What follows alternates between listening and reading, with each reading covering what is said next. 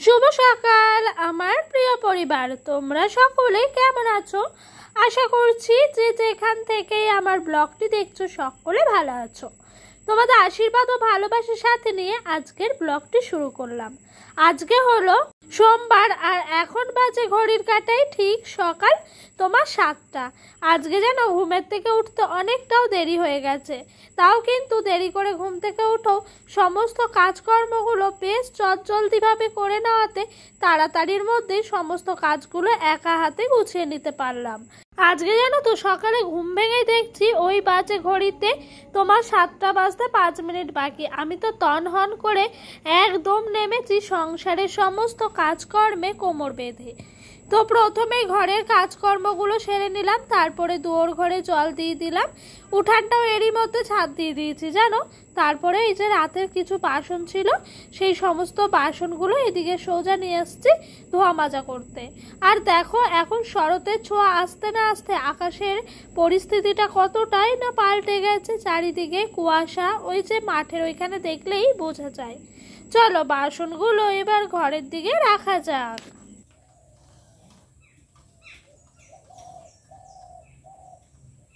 তারপরে এদিকে রান্নাঘরের এই যে পর্দাটিও তোলা হয়নি, ঝটপট করে পর্দাটি তুলে নিলাম, এরপরে কিন্তু রান্নাঘরে আসবো। আর আজকে জানো তো সমস্ত কাঁচা কুচিগুলো শেষ করছি, মানে ধরো পুজো তো আর হাতে বেশি দিন নাই, তাই সমস্ত কাঁচাগুলো যদি না কাচি এর মধ্যে তাহলে আর পরে কোনো কাচাকুচি করা যাবে না। কেন বলো তো, কাচাকুচি শেষ করব, তারপরে ধরো সংসারে যে সমস্ত কুটিনাটি কৌটো কাটা আছে সেগুলোকে ধুতে হবে, সবজি ঝুড়ি এগুলো মোটামুটি ধুয়ে নিয়েছি, এবার ওই দিককার ওই কৌটো কাউটাগুলো ধুতে হবে, তার সাথে ঘরের মধ্যে যা তাক টাক আছে সেই সমস্ত তাকগুলোকেও ভালো করে পরিষ্কার করতে হবে, তখন আবার ওই দিককার কাজটায় লেগে যাব। তার জন্য জানো তো এইদিকে আগে ভেবে নিলাম যে আগে কাঁচা ধোয়াটা শেষ করব, তারপরে বাদ বাকি কাজে লাগবো। তো এই দেখো এইদিকে কিন্তু কাচাকুচিগুলো করতে এসেছি, আর সকালবেলা আজকে বেশ কিছুটা মতো কাচাকুচি আছে। আর ওইদিকে ডোডোর পাপা জানো ডোডোকে নিয়ে বসে আছে, আমি এই দিক দিয়ে তাড়াতাড়ি করে কাজগুলো সেরে নেওয়ার চেষ্টা করছি, কারণ ওর বাবা থাকতে থাকতে কাজকর্মগুলো যদি হয়ে যায় তাহলে না সময়ের মধ্যে হয়ে গেলে অনেকটা তাড়াতাড়িও হয়ে যায়, আর কাজকর্মগুলো যদি সময়ের মধ্যে না হয় না তখন ওর বাবা চলে গেলে ছেলে নিয়ে একা একা কাজ করতে আমার ভীষণ কষ্ট হয় জানো। এই কাচাকুচি করলাম, তারপরেই জানো তো ওই দিক দিয়ে জামা কাপড়গুলো মেলতে গেছিলাম, আর তখনই আমার ছেলে এক কাণ্ড ঘটিয়ে বসে। ও না জানো তো একটা টিকটিকির পটি মুখে দিয়েছে, তাও আবার যেটা বিষাক্ত সাদাটাই। সেই কি চিন্তা বাড়িতে সবাই, তো কি করব, ওকে যে ডাক্তার দেখায় সেই ডাক্তারকে ফোন করা হলো, তিনি বলছে জল খাওয়াতে বেশি করে, তো ওকে জল খাওয়ানো হলো, তাও আমাদের মন মানছে না। ভাবলাম না এইভাবে তো বসে থাকা যাবে না, তারপর সবাই মিলে সিদ্ধান্ত নিলাম হসপিটালে ভর্তি করব।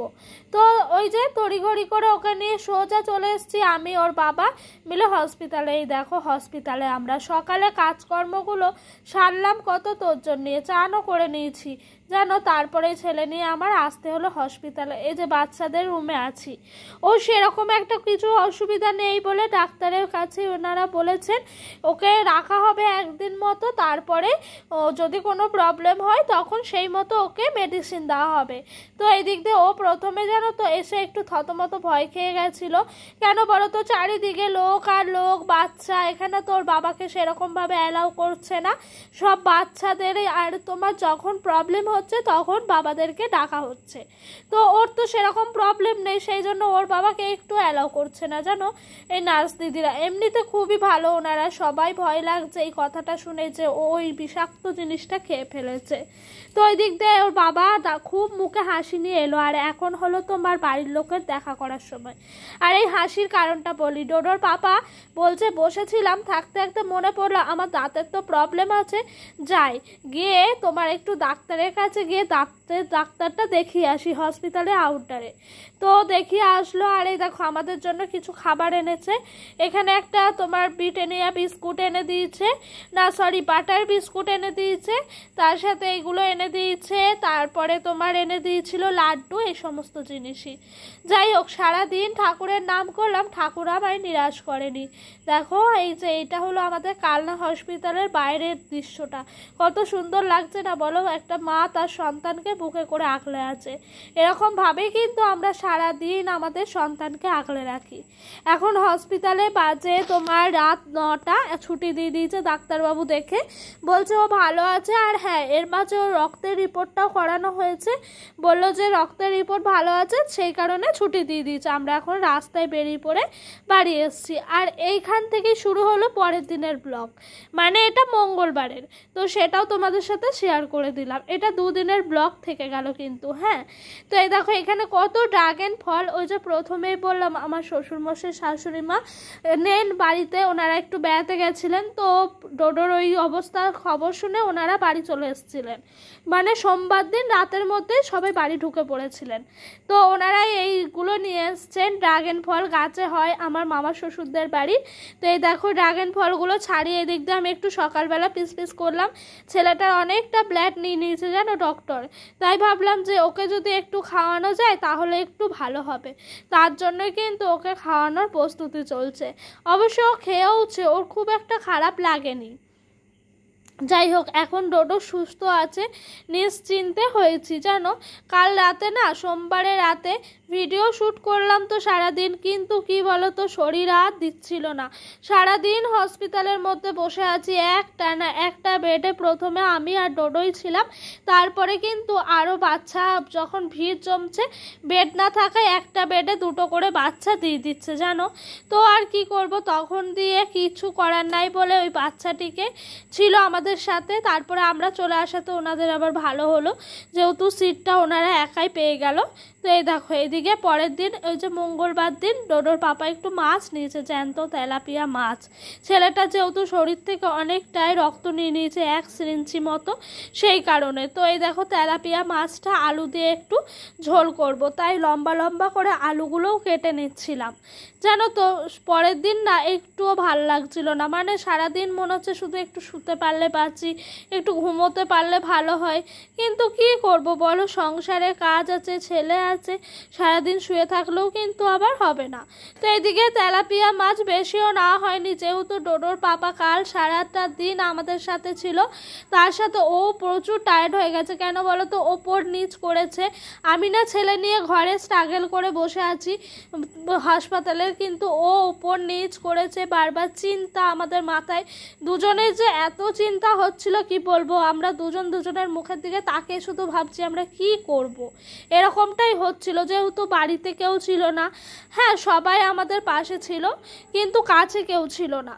যাই হোক, তারপরে এদিক দিয়ে আলুগুলোকে ভালো করে কষিয়ে নিলাম, তরকারিটা করব বলে। তো আজকে আর বেশি কিছু করতে ইচ্ছে করছে না, তো এই দেখো এই মাছগুলো দিয়ে দিলাম, একসাথে কষিয়ে নিচ্ছি। তারপরে আমি জলটা দেবো। আমি না এইরকমভাবে রান্নাটা বেশ দেখছি টেস্টটা ভাল লাগে জানো। তোমরা কেউ চাইলে পরে এরকমভাবে করতেই পারো। মাছ ধরো কষানো শেষ মুহূর্তে মাছ দিয়ে ভালো করে কষিয়ে নেবা আলুটার সাথে, আর আলু তো গলেই যায় কষাতে কষাতে। তারপর তোমাদের পরিমাপ মতো যতটা জল লাগে ততটা দিয়ে দেবা। এই দেখো এদিক দিয়ে ডোডোর জন্য কিন্তু আলাদা করে আলু আর ঝোল তুলে নিচ্ছি। ওদিক দিয়ে আমাদের এরপরে লঙ্কার গুঁড়ো দেবো, দিয়ে তরকারিটা কিন্তু একটু ফুটিয়ে নিয়ে নামিয়ে নেবো। ও যেহেতু ছোট বাচ্চা খেতে পারে না, সেই কারণে।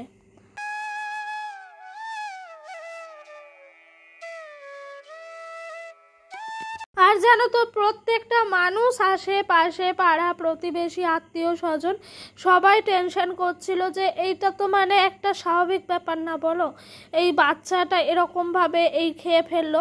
তো সবাই ভীষণ চিন্তা করেছে। তারপর যখন ওকে ছুটি দেওয়া হলো, সবাই প্রত্যেকেই একেবারে চিন্তা মুক্ত হয়ে গেল। কেন বলো তো, ছোট বাচ্চা তো, সবাই পাশে ছিল। সত্যি বলতে সবাই যদি পাশে না থাকতো, আমাদের দুজনের আরও টেনশনটা বেড়ে যেত। পরশুদিন তোমাদের বলেছিলাম না যে মোচা ছাড়িয়ে রেখেছি, ওই মোচাগুলোই যেন আজকে আবার কেটে নিলাম, কেটে কিন্তু একেবারে তরকারির মধ্যে সেদ্ধ করে নিয়ে দিয়ে দিচ্ছি।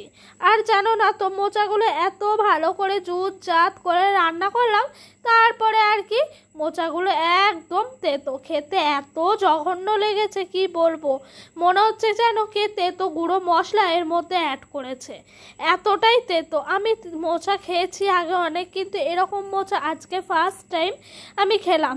রান্না করার সময় টেস্ট করিনি, তরকারিটা নামিয়ে দেওয়ার পর খুন্তিতে একটু ছিল যেন লেগে, তখন ভাবলাম যে একটু মোচাটা খাই তো, দেখি তো কেমন হয়েছে। ও মা, মুখে দেওয়াতে দেখি তেতো। প্রথমে আমি ভয় পেয়ে গেছিলাম, আমি ভাবছি তেতো আবার কিছু দিয়ে ফেললাম নাকি, এত তেতো হয়ে গেল। তারপরে ভাবলাম মনে মনে, না, মোচা আমি শুনেছি তেতো হয়। তো আগে আমাকে মা বলতো যে মোচা যদি তেতো হয়, রান্নার সময় যদি একটু লেবু বা একটু তেঁতুল গোলা জল যদি দেওয়া হয় তাহলে নাকি তেতোটা কেটে যায় অনেকটা, কিন্তু আমি তো জানিই না, নামানোর পর এই অবস্থা। কি করব, তারপরে এত সুন্দর করে মানে কি বলবো, আস্তে আস্তে ধীরে সুস্থে মোচাটাকে রান্না করলাম যাতে মোচাটা একটু ভালো লাগে। আর বলে না কপালের নাম গোপাল, সেই কপালেই ছিল না। আর ওইটাও তো জানোই, ডোডোর ওই কেসটা কপালের ফেরে আমাদের হয়ে গেল কালকে। যাই হোক, এই দিক দিয়ে তরকারিটা ভালো করে নেড়ে চেড়ে নিলাম। তারপরে কিন্তু মোচাটা একদম গা মাখা করে ঝোলটা পুরো শুকিয়ে নিলাম, একেবারে কাদা কাদা করেছি। মোচার তরকারি তো এরকমই হয়। হ্যাঁ, প্রথমে জানো ডোডোর পাপা বলেছিল এই মোচার তরকারিটা আলু দিয়ে বড়া করে ঝোল, মানে তোমার শুধু বড়া করে আলু দিয়ে ঝোল মতো করতে। তো ওইটা যদি করতাম তাহলে মনে হতো খাটনিটা আরোই বৃথা যেত। এটা করাতে তাও একটু খাটনিটা কম হয়েছে, এতে করে কিন্তু খুব একটা অসুবিধাও হয়নি, মোটামুটি হয়েছে আর কি। তো চলো, এদিক দিয়ে মোচার তরকারিটা মোটামুটি আমার হয়ে গেছে, একেবারে শেষ পর্যায়ে এসে পৌঁছেছে। এর মধ্যে একটু গরম মশলা দিয়েছিলাম, একটু তোমার ঘি দিয়েছিলাম যাতে করে ভালো হয়। ভালো হয়েছে, মানে তরকারি ভালো হয়েছে, তেতোর জন্যই তরকারিটা একদম মার খেয়ে গেছে। তো সবাই কিন্তু খেয়ে নিয়েছি, কি করব, পয়সা দিয়ে কেনা জিনিস, তেল মশলা সমস্ত কিছুই তো লাগে, সেই জন্য যেন আর ফেলতে পারলাম না জিনিসটা, একেবারে সবাই মিলে যেমনই করে হোক কষ্ট করেও খাওয়া হয়ে গেছিল। তো এই দেখো, এদিক দিয়ে পুরো মোচার তরকারিটা আমার হয়ে গেছে, এখন একটু একটু করে নামিয়ে নিচ্ছি। আর এখন বাজে ঘড়ির কাঁটায় ওই বেলা 12টা। জানো তো, ডোডো এখন গেছে খেলা করতে ও দাদুর সাথে। বাড়িতে আসার পর থেকে ও প্রথমে একটু চুপচাপ হয়ে গেছিল, তারপরে ওই যত সময় যাচ্ছে আস্তে আস্তে ও স্বাভাবিক জীবনে ফিরে আসছে।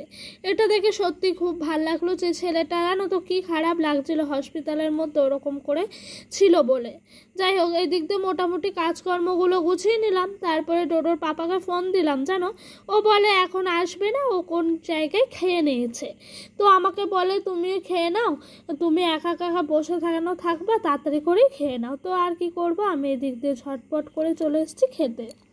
তো ওই দিক দিয়ে মোটামুটি আমার খাওয়া দাওয়াগুলো হলো। তারপর দেখি ডোডো এখনও অবধি ঘুমোচ্ছে। বাইরে থেকে কিছু জামা কাপড় ছিল, সেগুলোকে তুলে এনে ঘরে মেললাম। তারপরে ঘরে কিছু কাজ ছিল গুছানো, সেগুলো গুছালাম। হসপিটাল থেকে যে সমস্ত ওষুধগুলো দিয়েছিল সেগুলোকে ভরে রাখলাম। তারপরে এটা ভালো করে তোমার গুছিয়ে নিচ্ছিলাম। এই বালিশের কভারটা ভালো করে ভরে নিলাম। যে সমস্ত জিনিসগুলো আমার কালকে করার কথা ছিল সেগুলো আজ করছি। কালকে যেহেতু সারাদিন আমি ছিলাম না বাড়িতে, সেহেতু যেন তো করা হয়নি, তাই এখনই ঝটপট করে এই কাজগুলো মিটিয়ে নিচ্ছিলাম। তো এই দিক দিয়ে আমি ভালো করে বালিশের ওয়ারগুলো ভরে নিচ্ছি। ও যেহেতু এখন ঘুমোচ্ছে, আর যেন তো শরীরটা খারাপ, তো ঘ্যান ঘ্যান করছে, জেগে থাকলে যেন মা মা করছে, ওর কাছে সারাক্ষণ থাকার জন্য বলছে। জেগে থাকলে মোটামুটি কাজগুলো একজন যদি ধরে তাহলে সম্ভব হচ্ছে, সত্যি কথা বলতে, আর কেউ যদি ওকে না সামলায় একেবারে অসম্ভব। যাই হোক, তারপর ডোডোর পাপা এলো। হাতে গুনে আর পুজো কদিন বলো। এক বোনও আমায় অনেক রিকোয়েস্ট করেছে তোমার শপিংয়ের ভিডিও দিতে। শপিং বলতে আমরা কিচ্ছু করিনি গো এবছর, এই আজকে প্রথম গেলাম এত রাতে, তাও জানো তো আর কটা দিন, 3-4টে দিন আছে। এখন যদি না যাই ছেলেটাকে কবে একটা জামা কিনে দেবো। তাই দেখো, দোকানে এত ভিড় বলে সামনে দশকর্মার দোকানে বসে আছি। তোমাদের দাদাভাই আবার তোমাদেরকে দোকানটা সুন্দর করে দেখালো। তো আজকের মতো ভিডিওটা কিন্তু এখানেই শেষ করছি। হ্যাঁ, শপিংয়ের ভিডিও আসবে, অবশ্যই দেব। তোমরা ভালো থেকো, সুস্থ থেকো, বাই।